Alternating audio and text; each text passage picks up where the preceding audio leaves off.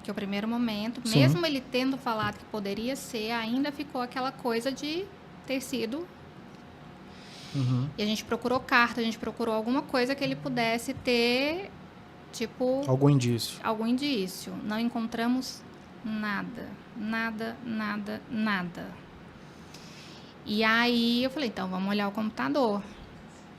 E aí que a gente começou a olhar o computador, os próprios peritos não tinham encontrado esse íconezinho. Então, a perícia, né, da polícia não tinha encontrado nada no dia. E aí o meu cunhado entrou, a gente foi mexer, foi olhar o que ele tinha assistido no dia, e aí a gente encontrou uma conversa com um amigo dele que tinha sido editada no Discord e que em códigos, e todos os códigos fazem que aí quem me ajudou a decifrar esse código foi o pessoal do Jimmy Cuida. Por quê? Porque esse desafio você tem que ficar 20 segundos com alguma coisa.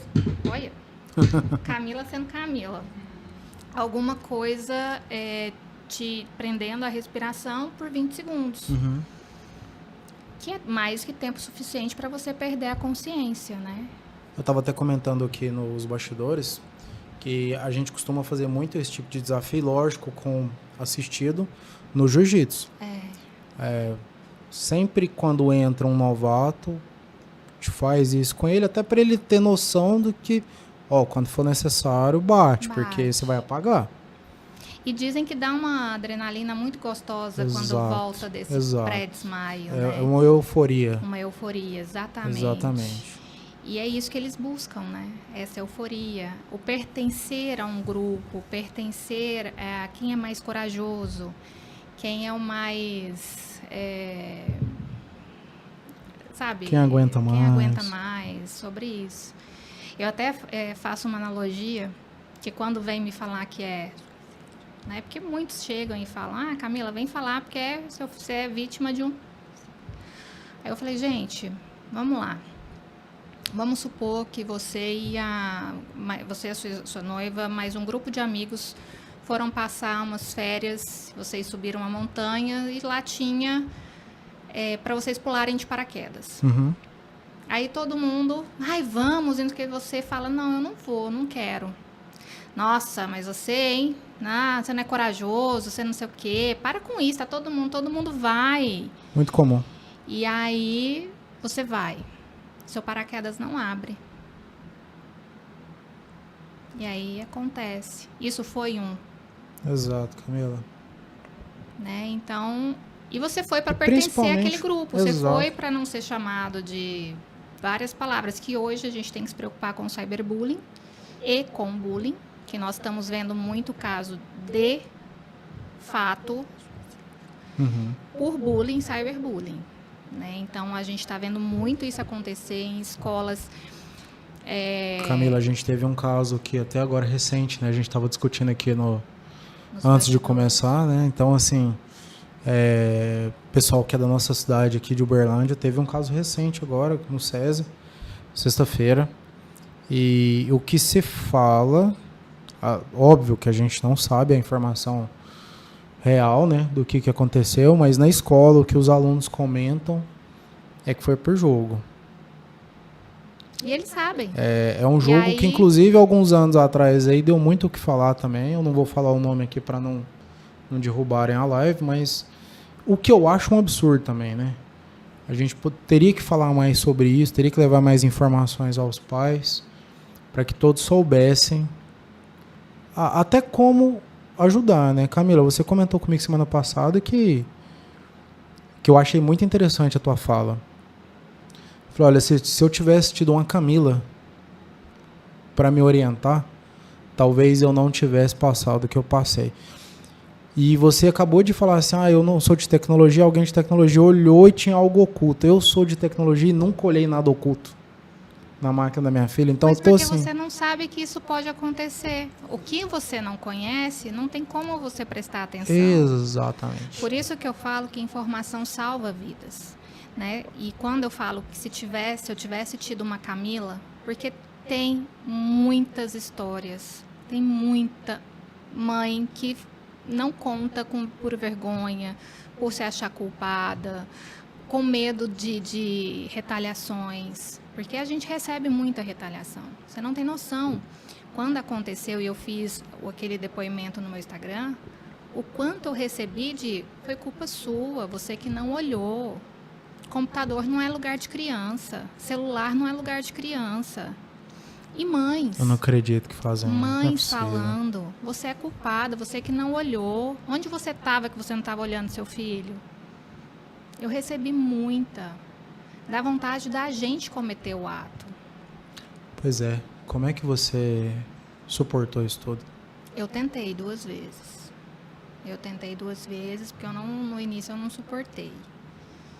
E as 2 vezes a minha mãe me salvou, né? Chegou a tempo. E hoje, porque na época foi muita pressão que eu recebi, tanto da internet, recebi muito acolhimento. Só que nesse momento a gente está com a energia negativa, a gente está com a dor muito aflorada. Então, os comentários negativos parecem que eles entram, porque a gente já está carregando uma culpa enorme. Igual todo mundo fala, não foi culpa sua, mas eu tenho a minha culpa, eu carrego a minha culpa.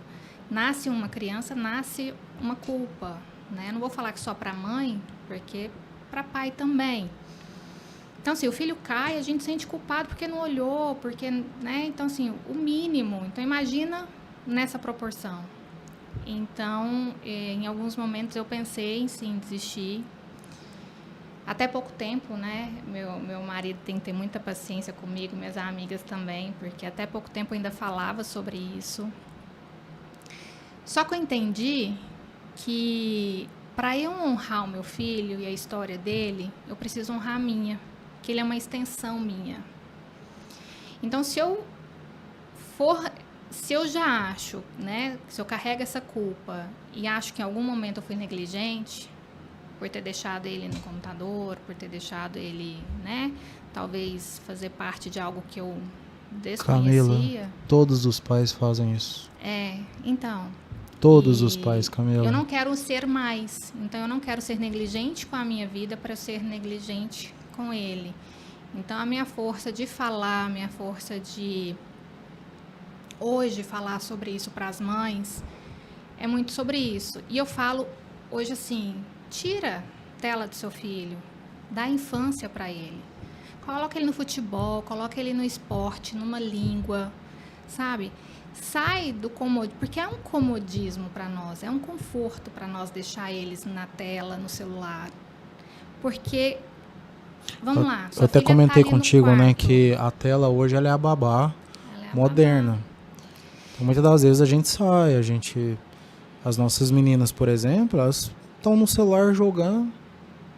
E como eu trabalho de home office, Camila, então às vezes eu não estou acompanhando. Ela está aqui no sofá jogando, assistindo ela gosta muito de assistir Luluca e algumas. Quando ela está assistindo isso aí, eu ainda. Agora, ela tem ficado ultimamente muito no TikTok. E TikTok é muito perigoso para o cognitivo, né? Porque ensina o mental dela a ficar muito mais acelerado do que ele realmente tem necessidade de ser.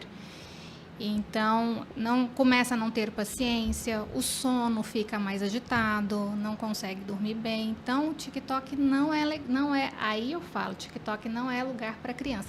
Se para nós já faz um efeito negativo, que nós temos o nosso córtex pré-frontal maduro, para quem não tem? Porque redes sociais, para mim qualquer uma já mas o TikTok é pior por causa o TikTok e os shorts, né? Shorts do YouTube são os piores por causa da rapidez, né? E é muita informação ao mesmo tempo. Ao mesmo tempo que ele está olhando algo inocente, o algoritmo já entrega algo perigoso, né?